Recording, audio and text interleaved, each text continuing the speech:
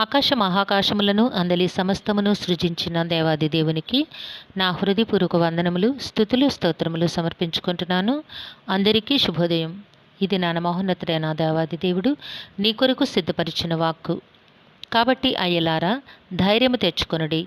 నాతో దూత చెప్పిన ప్రకారము జరుగునని నేను దేవుని నమ్ముచున్నాను. దేవుని నామమునకు మహిమ కలుగునుగాక. ఈ మాటలు అపొస్తలుల కార్యములు 27వ అధ్యాయము 25వ వచనములో వ్రాయబడి ఉన్నవండి.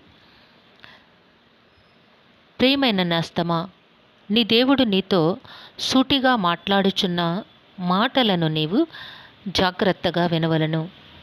నీ హృదయం అనే పలక మీద దేవుని మాటలను మాత్రమే రాసుకొని ఆ మాటలను నీ జీవితములో నెరవేర్చమని నమ్మికతో దేవుని సన్నిధిలో ప్రార్థన చేయవలను.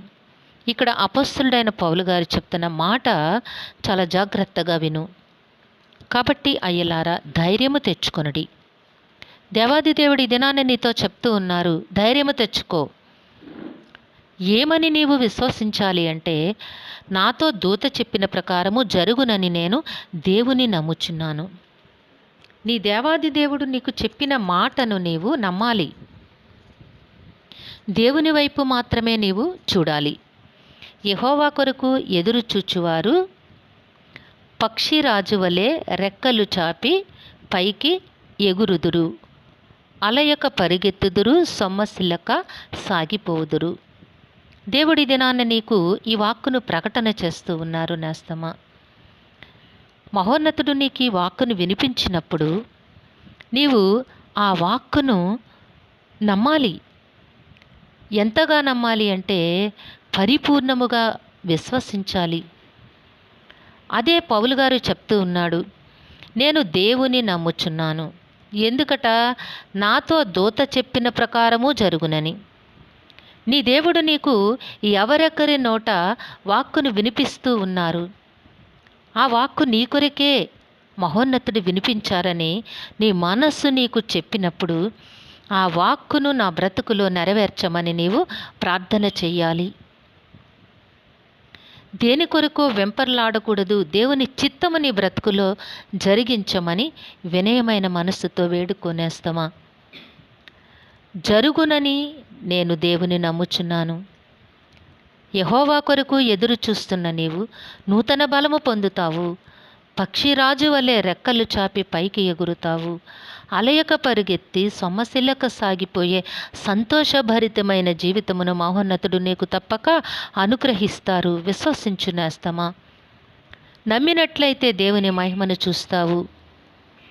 పరిశుద్ధ గ్రంథమందలి భక్తులందరూ కూడా దేవుని మాటను నమ్మి విశ్వసించి ఉన్నతమైన విజయములను పొందుకున్నారు. అట్లానే నీవు కూడా దేవుని మాటలను నమ్ము.